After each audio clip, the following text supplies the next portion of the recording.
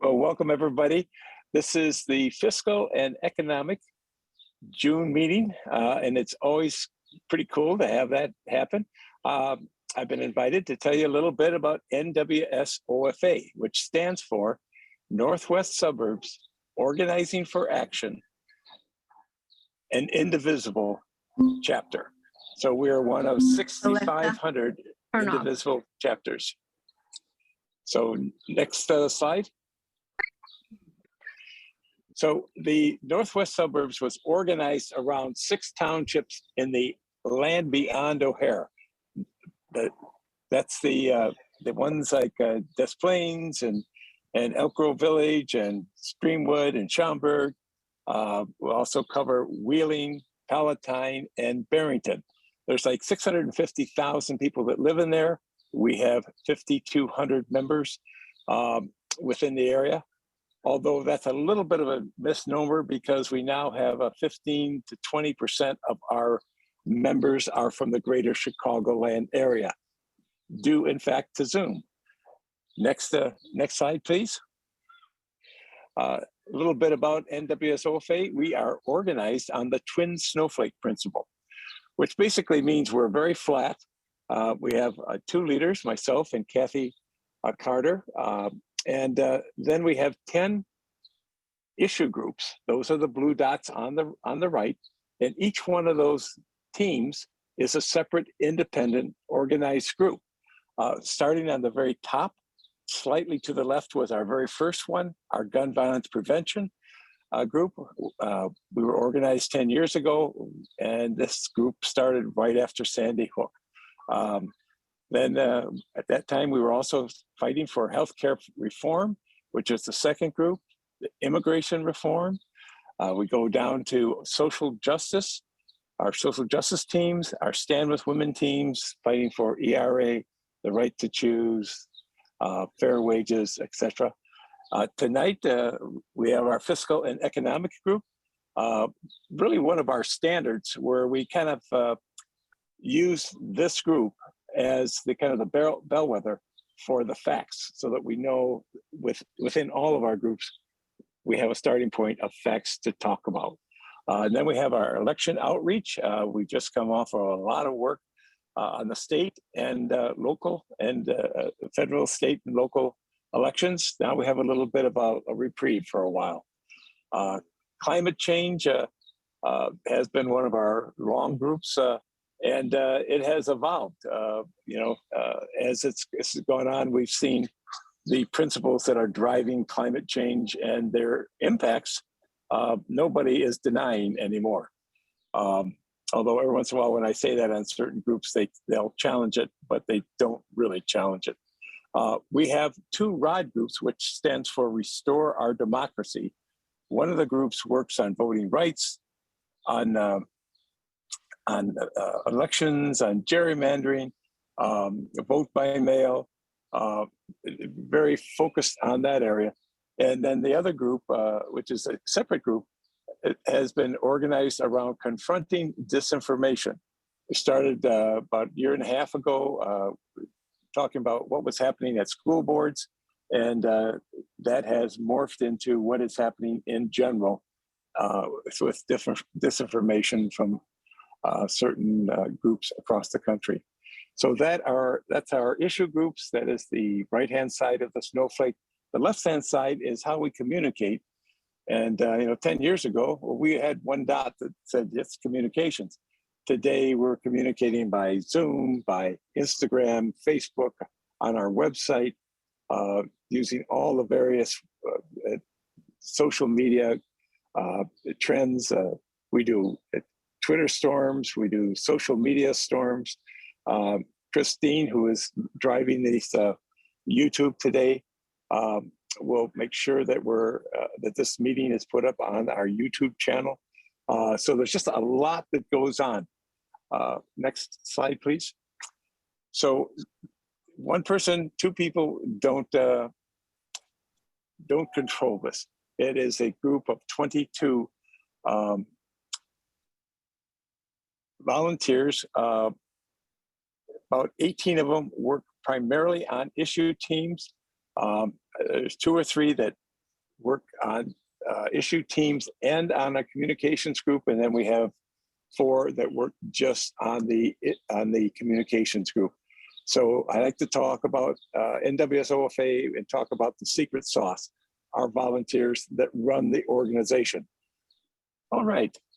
So with that, next time, tonight, as I said, we have Karl Faulstich and David Doney talking about our fiscal and economic team, and they do a monthly presentation, and they have it honed pretty good.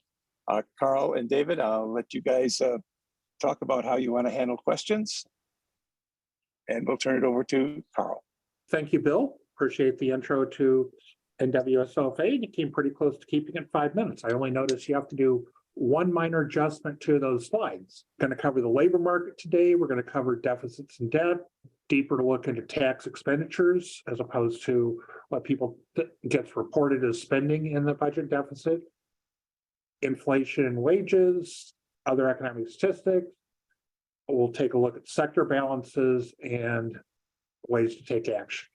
Jobs growth in May was solid, up 339,000, which is darn good. Before the pandemic, 250,000 was a really good jobs month. 200,000 was a good jobs month. 339,000 is very good. You can see where we had the pandemic and a drop of 22 million jobs, followed by steady recovery. And we are now 3.7 million jobs higher than pre-pandemic. Now, these are payroll jobs paid by companies. These do not include 1099 workers, your Uber and Lyft and Grubhub drivers, folks like that. So job growth over the last 3 months averaged 283,000. Again, very solid versus pre-pandemic. Okay, Fed is trying to slow job creation to reduce inflation. So we'll see how that works. If we look at job growth historically, back to the Carter administration, an average monthly job growth by president from the month they take office, Carter, January of 1977 until he left office in January of 1981, we see that the blue bars for Democrats are a little higher than most of the red bars for Republican presidents. Isn't just happening in the more recent past, but it's fairly consistent that job growth and other economic statistics are better under Democrats than they are under Republicans. There are 10 sectors that are above pre-pandemic employment levels. Transportation, warehousing, for all you folks that are getting everything delivered and you're not going to stores, is the big winner. And leisure and hospitality, your restaurant workers, hotel workers, folks like that, bar workers, we're still down a little bit on that front. Okay, Sonny raised his hand. What's up, Sonny? We all love the good news, but can we attribute this to causation? I would always put this as, tremendous jobs growth under Democratic presidents and lesser job growth under Republican presidents. I don't like to say Biden added 339,000 jobs last month. The country added 339,000 jobs last month. And the policies that we have in place allow that to happen. So without getting too into the weeds, are there specific policies? The overall, the combination of spending, the fact that we put a lot of money in the hands of consumers, which has caused them to spend, which causes them to employ other people, was a big factor. And we're cutting down on the amount of money we're putting in the hands of consumers. So we'll see how that works out. That should slow the economy a little bit, hopefully without taking us into recession. Thanks, Karl. Unemployment rate popped up a little bit this past month, up to 3.7% from 3.4%. Again, there's 2 surveys. We talked before about payroll jobs. The unemployment rate is based upon surveys of households.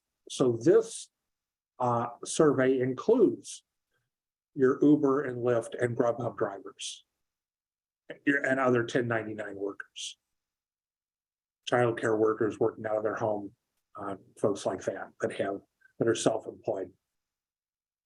And the U3 rate, which is the most widely reported unemployment rate, is people who are unemployed, who were not working during the month, that had actively looked for work in the prior 4 weeks. The U6 rate is a little bit bigger than the U3 rate because it includes anybody who meets the first definition, plus people who are unemployed and have actively looked for a job in the past year, plus people who are working part-time and want full-time work. Now, most of the people who work part-time want part-time work, but there's still millions of workers that want full-time work, and so they're included in the U6 rate as well. Now, this is where some of the data came from as to why the unemployment rate went up. Does the U6 include people that are working full-time and want a second job part-time? No, they're people who are working part-time that want to work full-time. I was asking a question. The answer is no. The answer is no. Thank you. And let's see, Mark commented, looks like that yes, some of the jobs that have not grown back as fast include retail. Part of that is, of course, because people are still ordering a lot online and not going to stores. And part of it is that the stores struggle to hire people because with unemployment rates in the 3.4 to 3.7%, there's not a lot of people that want to work those jobs because they're relatively low paid. Now, the good news on the household survey is that the population, the labor force continue to grow. Labor force participation continues at a fairly high rate. But the number of people who were employed, who said they were employed last month, went down.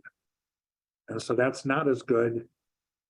And so we see that 310,000 people, fewer people were employed. The number of people unemployed went up by 440,000 because it's the new people in the workforce, plus or minus the fewer people employed, gets the additional number that are unemployed.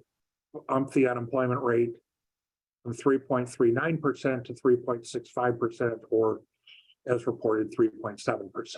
What's happened in the last, under the pandemic, and I don't know if it's really related to the pandemic, but foreign-born workers are now participating in the labor force higher than they were pre-pandemic versus native-born workers who are participating at about the same level. I'm not sure if that's just a function of the native-born workers are older and aging out of the workforce, more of them, where the immigrants tend to be younger. Now, if we look here, the prime age workers, 25 to 54, tends to take out people who are retirees over 54 and people who are students. Now, that's not entirely true. Obviously, there's some students over the age of 25, and there's some retirees under the age of 54, but it takes out a lot of the students and retirees. And so it's a little bit of a pure number. What we see is that this is, the prime age employment to population ratio, a percentage of people that have a job, is back to where it was, prior to the pandemic. So pretty much fully recovered among this age group. Prime age women's participation has gone up, and is now the highest it's been since we started recording this data back in 1948. On the other hand, prime age men's workforce participation has actually been trending down since the early 1950s. Not exactly sure why. Maybe it's more women are working and we have house husbands. Men are in school, men are retiring earlier. But these are the statistics we see that the workforce participation for men has been trending down And for women, it kind of peaked around 2000 and was trending down for a while. And then it's gone back up. This is a nice, easy to understand chart about the job openings versus the number of people who are unemployed. So the blue is the number of people who are unemployed, who in the first quarter of 2020 shot way up. The number of job openings came down. Both of those are on the left axis, and on the right axis is the ratio of job openings to the number of people who are unemployed. And that came way down during the pandemic and has since gone back up. And though it's down from its peak over around 2 job openings for every unemployed person, it's still at a pretty high level versus historical levels. Because prior to the pandemic, it was about 1.2 job openings per unemployed worker, and we're now at about 1.8. Questions about the labor market? Let's move on to budget deficits. And what we see here is historical budget deficits, as well as some projections of future budget deficits. And the red bars are Republican presidential budget years. So these would be the Trump budget years. Again, fiscal years run from October 1st to September 30th. So Trump may have taken office in January 2017, but that budget was prepared, that budget year started under Obama. So that's considered 2017 as an Obama budget year. 2018 was Trump's first budget year. 2021 was Trump's last budget year. We're now, although we're in 2023, and this fiscal year will end on September 30th, the arguments going on in Washington right now is, what are we going to put in the 2024 budget? And these projections are from the CBO, or Congressional Budget Office. The CBO forecasts assume laws currently on the books continue. The budget deficit will be higher if Trump tax cuts for individuals are extended past their current expiration date. Budget deficits were always going to go up a little bit in the out years because baby boomers are reaching retirement age. And that causes increased spending on Social Security, Medicare, and senior citizen Medicaid. And so we have these budget deficits going up in the out years. So there is no plan or expectation to ever return to the numbers we saw in Obama's last year. Well, there's a fantasy in the House Republicans that we're going to bring the budget deficit down to 0 in 10 years, but there's no real plan. I think that there's probably an expectation that the budget deficit could come down, but the only way the budget deficit, realistically, the only way budget deficit comes down is if we raise taxes. And politically, that's a challenge. So does that mean that the deficit spending will continue to give us inflation? No. We had a lot of years of deficit spending with low inflation. I mean, look at the big deficit in 2020, fiscal years 2020 and 2021, when inflation was relatively low. So now we are expecting a decision this month from the Supreme Court of the United States, or SCOTUS as it's called, about the plan to forgive a certain amount of student debt. And if the Supreme Court blocks that, it will reverse about $400 billion in spending that occurred back in fiscal year 2022, or was actually recognized as part of fiscal year 2022. And so that might bring down fiscal year 2023 deficit by $300 to $400 billion. A certain amount of this has been spent on just extending the payments and letting people not have to pay and not incur interest on their student debt. Okay, we have a new debt ceiling agreement. This was a big worry last month that if we did not increase the debt ceiling, the economy might collapse. So we increased the debt ceiling. We went ahead and pushed that out so that it will not kick in again until 2025. which means that it will not kick in until after this term of Biden. It has a number of changes, work requirements for SNAP and for traditional welfare. Student loan repayments are frozen through the end of August, restart in September. Certain energy projects got fast-tracked, set levels for non-defense discretionary spending and defense spending. They went ahead and took some money out of IRS, which this says the CBO forecast says that 80 billion in spending would bring in 200 billion more in revenue. A recent article in the Washington Post says the cut of 20 billion in spending is likely to cause more like 200 to 300 billion in lost revenue in and of itself. Yeah, Sonny. Just go back for a moment. Oop, Oh, I Sorry. did not do that. I'm sorry. Well, fat fingers. I hit the I wrong should know button. not to do that. It's okay. We'll get there. So I think it's worth pointing out. I just wanted, when you said there was one entry line that said accelerate permitting of some energy projects, which everybody might go like, yeah, that's cool. But this thing of fast track construction of natural gas, that was Manchin. This was a concession to get him to agree to the rest of the package. I understand. You know what I'm talking about? I haven't dove into the details. I know that a number of folks supported I'll this. concur with that. This is Mark. I concur with that. I have seen that. Yeah. I just wanted to point it out as a thing. Because there were, there are some trade-offs here, and I thought this was a once again, this guy who has a strong investment in fossil fuels is got his angle into the agreement. Yeah. Well, certainly a number of Republicans favored that.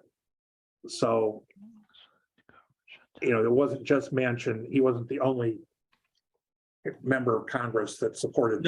Yes, I apologize. I meant basically from the Democratic side. He was one who supported it, and to get his vote, this was included. But if you look at everything over there, pretty much none of them are real positives. Other than suspending the debt limit until January of 2025. Am I right in remembering that Manchin comes from a state that either leans Republican or could easily swing that way?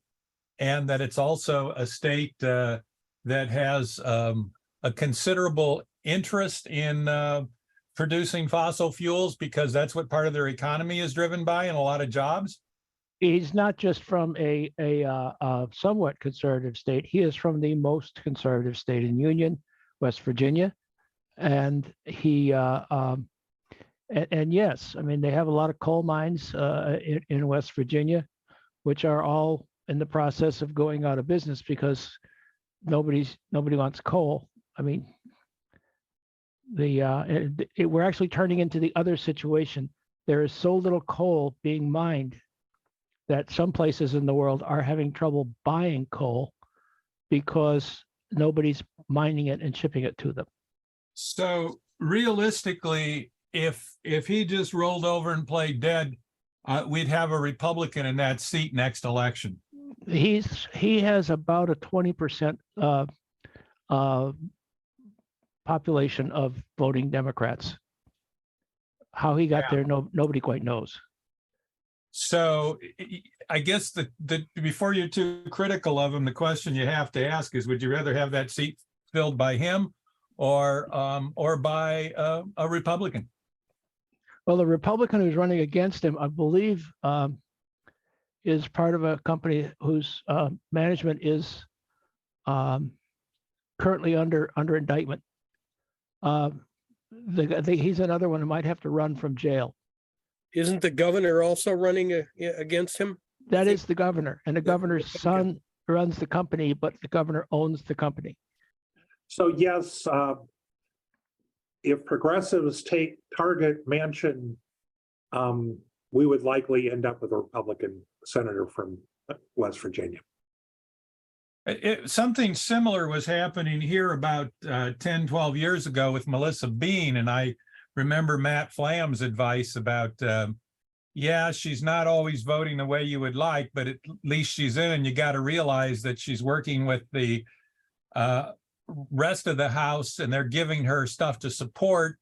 And she's only, basically the suggestion, if I recall, was that if it was a slam dunk, we'd let her vote the other way so that she could make her constituents happy. If we needed her vote, she was available, but there was some politics being played with her voting history.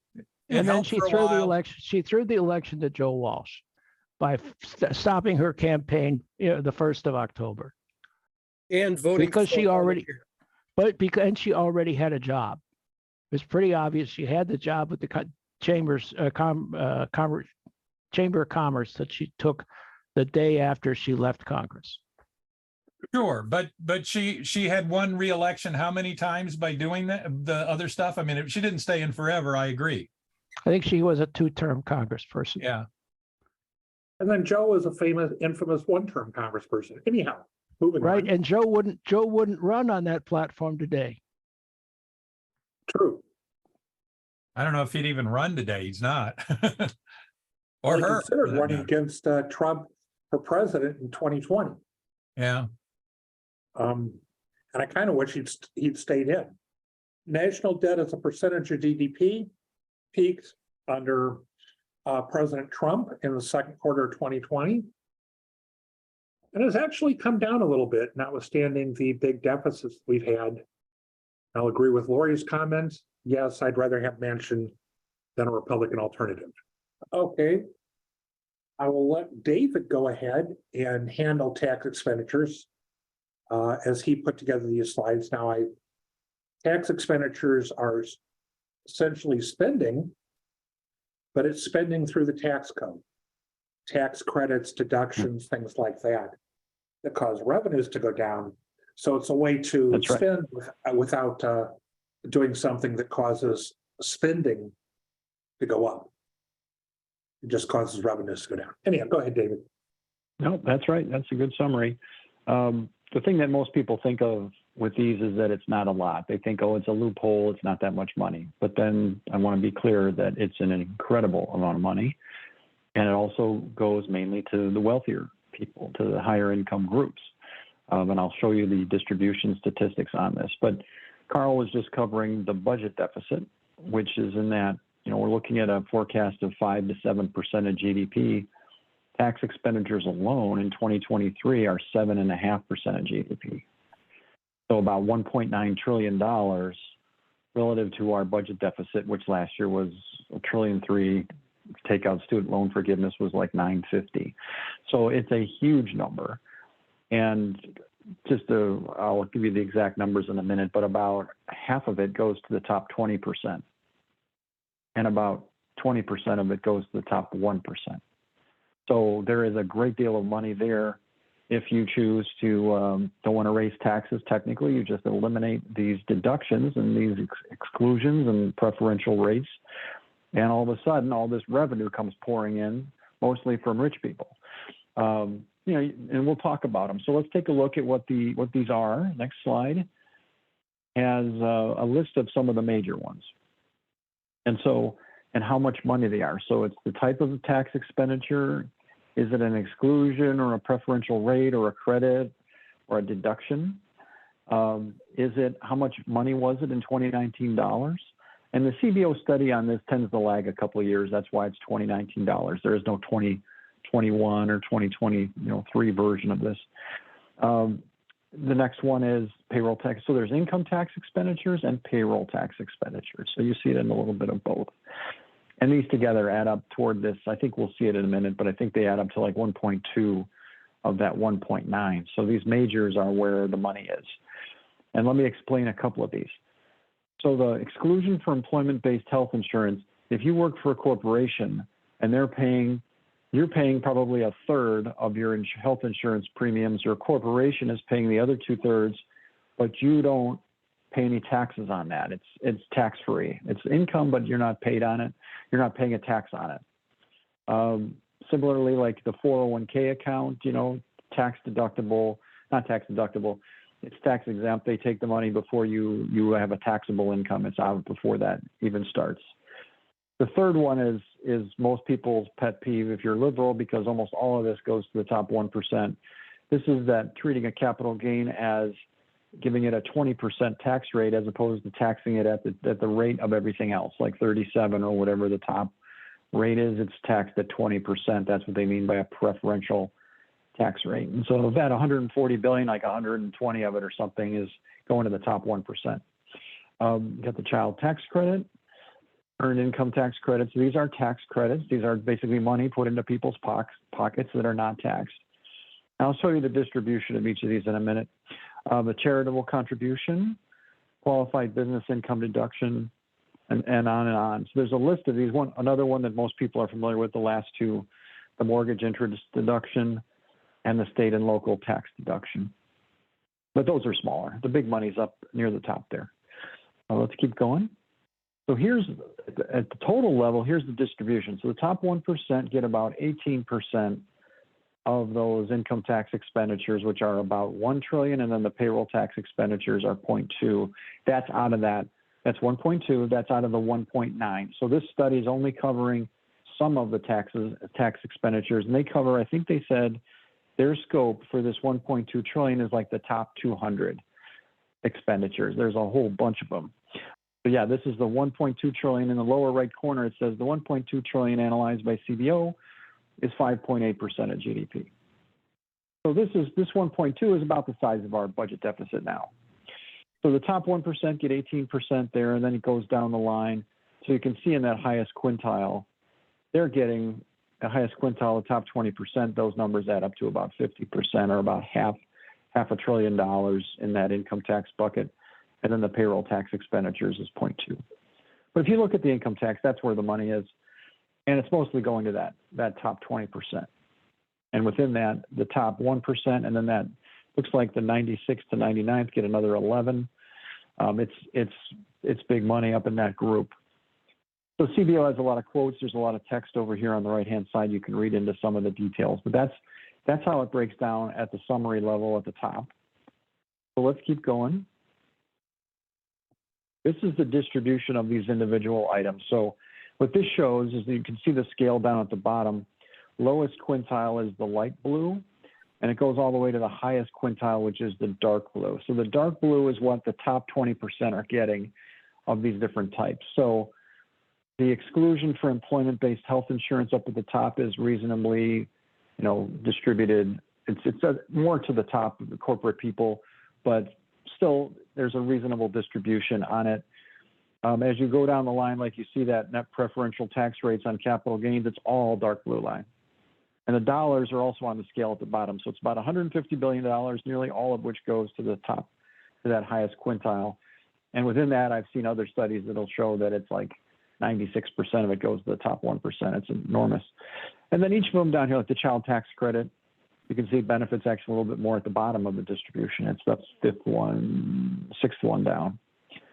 So if you're trying to be, from a progressive standpoint, if you're making the argument of which ones do you get rid of, you go and you get rid of some of these preferential tax rates on capital gains and dividends, the charitable contribution deduction, qualified business income deduction, the mortgage interest deduction, state and local tax deduction. Those are things that almost entirely benefit the highest quintile. And you don't have to take it away for everybody. In other words, you can adjust the tax code so that the lower level folks still get the benefit. You just take it away from the highest quintile element. So you can take it away from the top 20% or the top 40%, whatever group you want to take it away from. You can create the law and write it that way. You can also do there are different ways to go about getting that solution. So how much money is that? At the right-hand side, says the top 1% get about 18% of the 1 trillion or $180 billion. And it's about 138,000 per household each year in the top 1%. So to give you an example, for the Trump tax cuts, the top 1% gets like 50,000 a year. This is 138,000 a year, so it's 3 times plus bigger. So when you hear tax expenditures and your eyes roll back in your head and you say, oh, it's not a big deal, it's just complicated tax stuff. Well, it's very consequential. And if you can take it away surgically from certain groups and do it in a very progressive way that could get our budget, it would be a sustainable budget deficit that we'll talk about what that means, but say 3 to 4% of GDP forever. If you were to get rid of most of this for those top 20% people, you probably have a sustainable budget deficit for the foreseeable future. Okay, let's go to the next one. And we talked about a little bit earlier about this investment in the IRS and how much money it is. The CBO is at the bottom of the range in terms of how consequential that is. So they were saying $80 billion gets you $200 billion over 10 years. Another estimate here, and this is a little bit older, again, these things tend to lag, but it's more like $500 billion, like 500 billion, so about 2% of GDP. So if our budget deficit forecast, again, is this 5 to 7 range, if you were to enforce the law and knock that down by 2%, you'd be looking at a 5% of, 3 to 5% of GDP budget deficit for the next decade or so. So again, these are very large amounts. They do not require you to raise tax rates. They don't require you to tax the poor. Almost all of this collection comes from the upper part of the distribution, and you can make sure you do it through policy. So, there's a saying that Republicans have branded this. They've done a tremendously good job of branding it. They say, we don't have a revenue problem, we've got a spending problem. We've got a spending problem, not a revenue problem.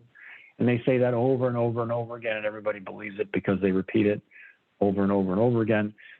One of the lessons of Democrats that we need to learn as marketers is we need to say our own version of it, which is we have a revenue problem, not a spending problem, and we need to say it over and over and over and over and over again. We have a revenue problem, and here it is. This one, and then also that the tax expenditures are revenue problems. And if you want to be specific, you can say we have a revenue from the rich problem, not a spending problem.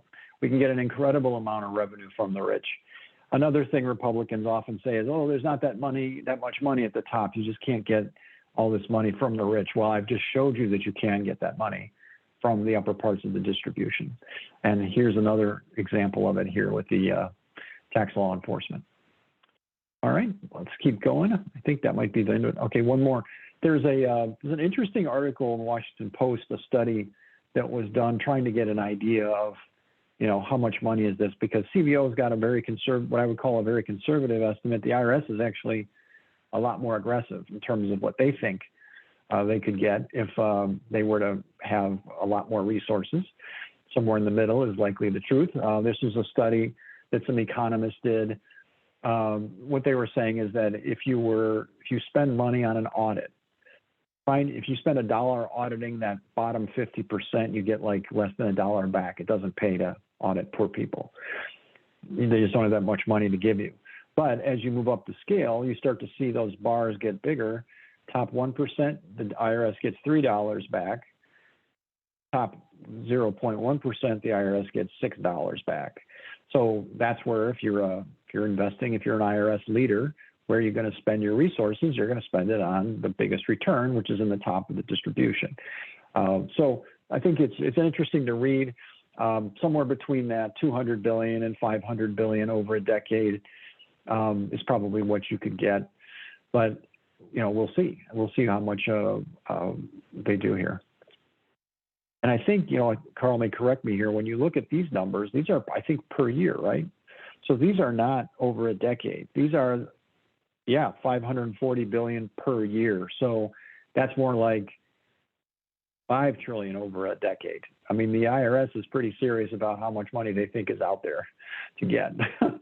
So again, from the rich, because the poor don't have it. All right, so let's keep going. It looks like looks like Mark has given us a note here. It says there's another point about collecting taxes. The year after the audit, the tax lawyer will tell the taxpayer he has to pay the tax he has not been paying. And the tax lawyer will tell all his other clients they have to pay it too, because the tax lawyer is an IRS watcher probation. Well, yep.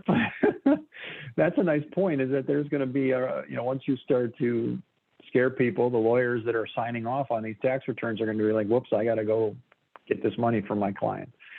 So there's definitely that. It's just the bottom line is there's an incredible amount of money that we let the rich keep, and we don't have to tax the poor to pay down our budget deficit. And as we'll talk about when we get into the sector balances, our goal is not a surplus, budget surplus. It's not a zero. It's not we don't want a surplus over a long period of time. A surplus here and there is fine, but that it should not be your strategic goal of having a balanced budget. And I'll explain why that is. When you have a trade deficit, that's bad to do that. So, all right, I guess, let's see, with 7:45, you guys want to go another 10, 15 minutes on inflation and wages, and then we'll take a break. Inflation and wages. This has been, dominating the news, the inflation part, not the wage part. And kind of like, I think I've said it before, that when you talk only about inflation and not about wages, it's like you're talking about spending, but not revenue on the budget deficit. It's really about real wages and the purchasing power that people have. And yes, some people are going to suffer. There's a common, we talked about, not everyone is affected by inflation the same. Like if you own a house, you're not getting hit with rent inflation in theory. They have this, we'll talk about that in a minute, but a giant rent increase that a true renter has is not affecting the homeowner. In fact, the homeowner is getting a lot of housing appreciation right now, which is actually a win.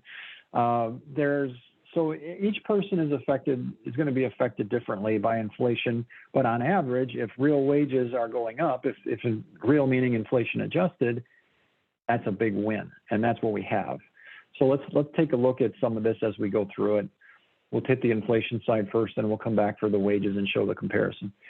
So this shows how much prices have gone up versus the prior month. So the latest one, May 2023, means prices were 0.1% higher than they were in April. We'll show you the comparison versus the prior year, which is what the news media tends to cover as well. But it's not for lack of the BLS sharing it. This is chart number 1 that the BLS shares in every one of their releases. So the chart number 2 actually is versus a year ago. So it's not that the BLS doesn't do it. So this is actually a good number. It would be nice if you think about 0.1 times 12, approximately 1.2% annualized inflation. There's some compounding, so let's call it 1.3 or 1.4. Believe me, the Federal Reserve would love to have 1.4% inflation right now. They would be, and so would I think the rest of us. So that 0.1 was actually a good number, but you can see the last few months there have been some 0.4s, a 0.5 going back to January, so we're not out of the woods yet on this one. And we'll go into the details on this. It's mostly shelter, meaning it's mostly rent at this stage. And over time, what's been driving it has been moving around. It's really a battle of our rent increases being offset by gas price declines or not is kind of the story on this chart. This is the battle happening every month is rent's going up. We know that. What are energy prices doing? Are they going down and offsetting it or not? That's really what's happening. So this is now chart 2, the 12-month change. And you'll see always every time the inflation comes out, they will blare the headline, inflation went up 5% in May, or inflation went up 4% in May. No, it didn't. Inflation went up 0.1% in May versus the prior month.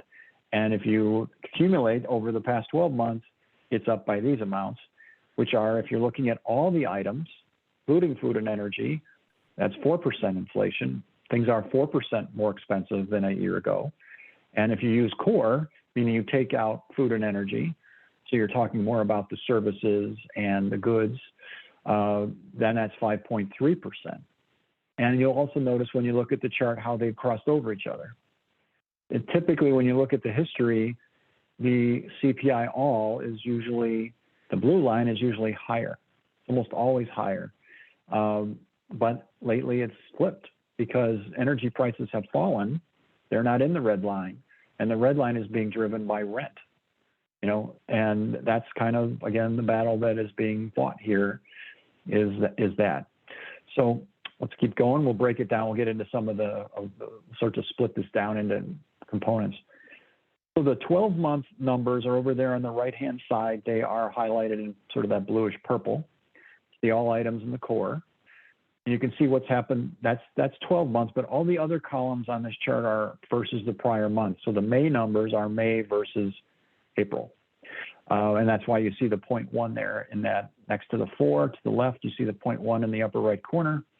That's the 0.1 that's on that chart number 1. So what's been happening here? I highlighted in green all the energy stuff. Great news there. All the prices are falling. But when you look down further toward the bottom, you see shelter. Still these gigantic increases every month. 0.6 in the month of May. Times 12. What's 0.6 times 10? That's 6%. Times 12, 7.2. 7.2% annualized inflation, still a very high inflation rate for shelter, which is rent. And that's kind of the story. There's some drama in there with used cars and trucks. Although, and you can see they've jumped up quite a bit the last couple of months. 4.4 is a huge increase, but over a year it's down 4.2. So we'll have to watch that trend to see if it goes. And you see the numbers have been falling for used cars and trucks month by month throughout the year, and then they flipped. And also it looks like new vehicles, though, have not. So we'll see what's going to happen there. But that's kind of what you use this chart for, is to see what's going on. High level, it's energy and rent, as we talked about. All right, so if you don't follow the Council of Economic Advisors on Twitter, I highly recommend it. They don't post very often. And when there's a major news release of economic stuff, they give you a bunch of really nice slides on it. And they go out of their way to be very neutral. They're not the CBO. They work for the president. They could, in theory, be cheerleaders, but they have chosen not to. And quite a few economists, even liberal economists like Krugman and others, have said that's fine with them. They don't need the CEA being a cheerleader. I kind of wish they would. We have the CBO to be neutral. I wish the CEA would be in sales mode a little more often, but it's very credible data that we can use. When you look at rent went up. I'm going to do a translation here of finance speak into English. You'll hear this word basis points. A basis point is 1/100 of a percent. So 100 basis points is 1%. So if I said there was 100 basis point gain in something, it went up by 1%. People that work with bonds and other things that have very specific interest rates, that's where this comes from. And so the economists use this sort of speech as well here. So think of it this way, is the CPI headline number went up 0.1% versus April, 0.1, so 10 basis points.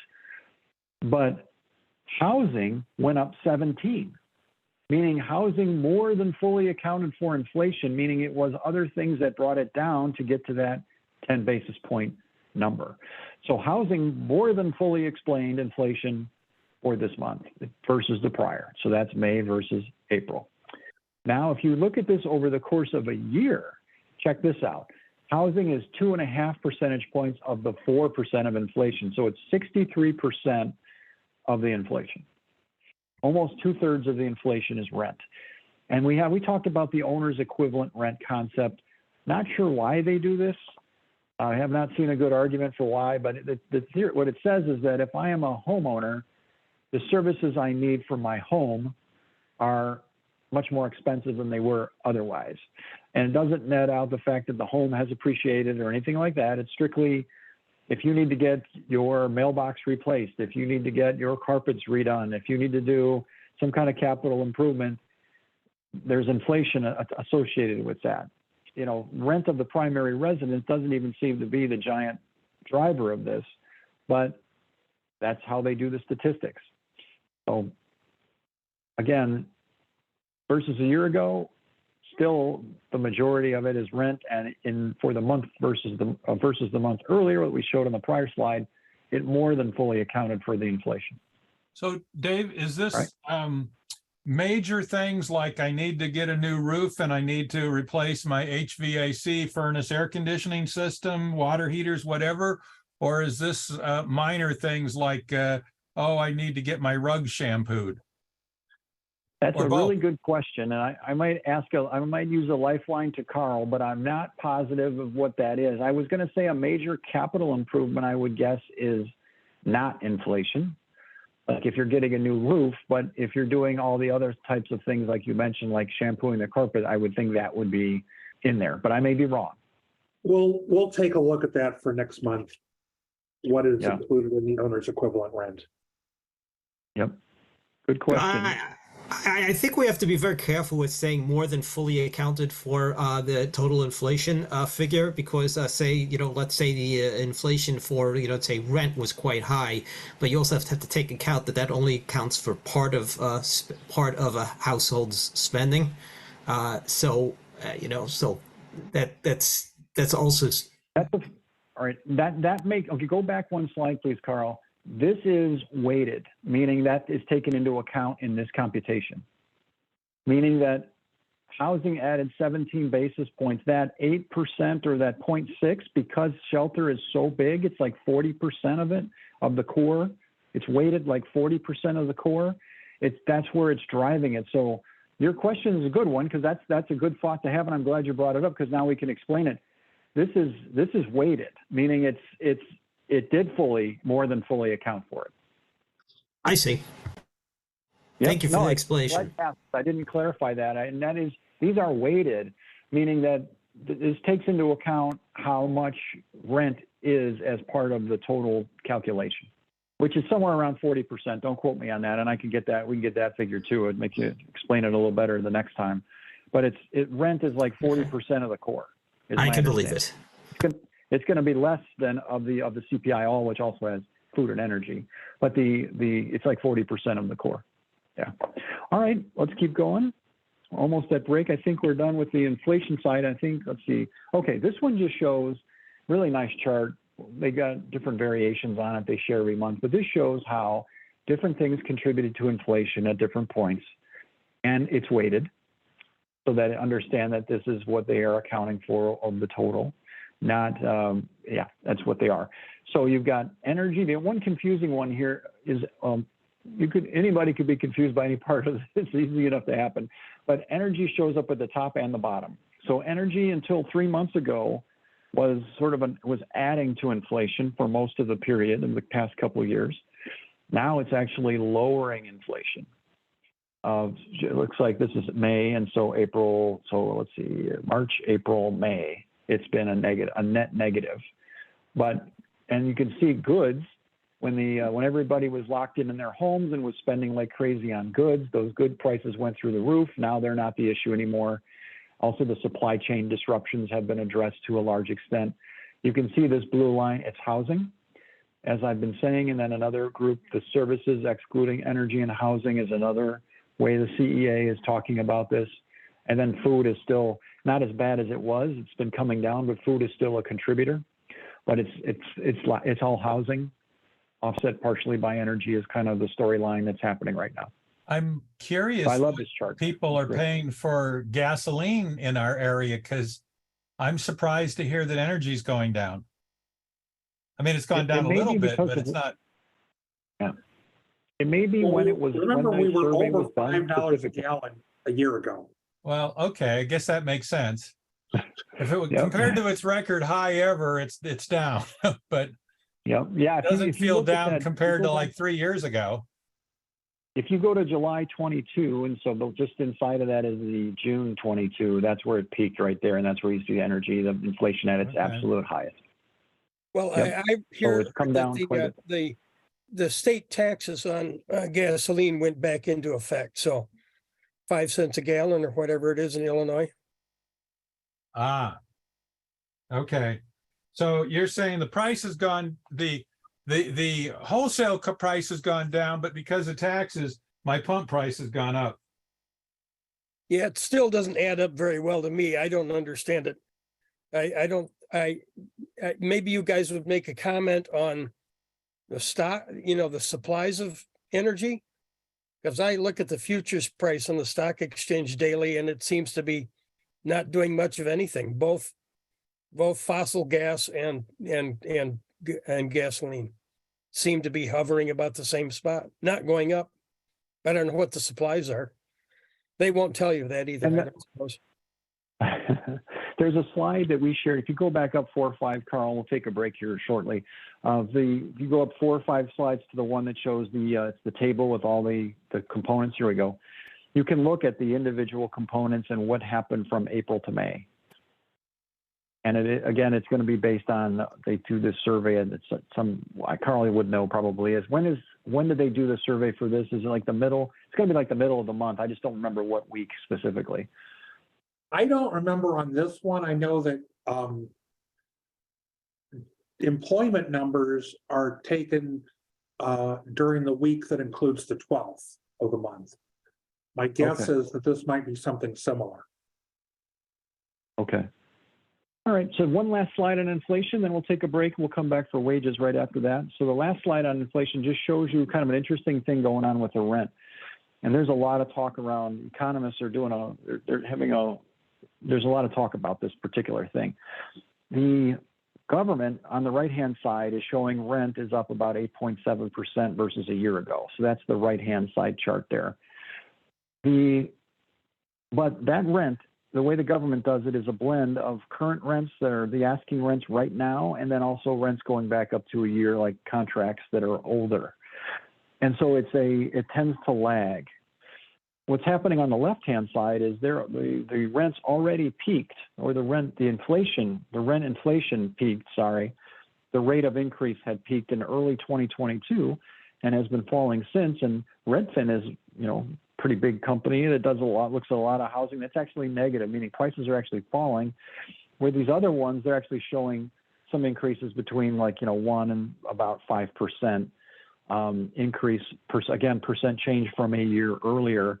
So rent has rolled over, and let's assume that the government one is going to follow this path, and that's not necessarily going to happen, but let's say that certainly reasonably could. There's a lag of about a year. So you can see that the rent sort of peaked and it started to come down on the right-hand side. That happened a year ago on the left-hand side approximately. And so let's hope that over the next year, this is what happens with rent. It falls like you see on the left. If that's the case, then, hopefully if energy prices don't do anything crazy, if gas stays around where it is, we'll start to see, inflation get down towards zero. And it wouldn't shock me if we have an occasional negative month where the price versus the prior month actually goes negative. We had a very small negative, I think it was July, if I'm not mistaken, but it was in the middle of 22 somewhere. We had a big negative. We had a slight negative month. Prices actually fell versus the prior month. But that's because they were, so it can happen. So this is more to come on this one, but we got to keep our eye on this particular phenomenon of, are we seeing is that right-hand chart going to start reflecting what's going on the left with about a year lag? So we'll see. All right, so let's take a break. We'll come back and we'll talk about wages.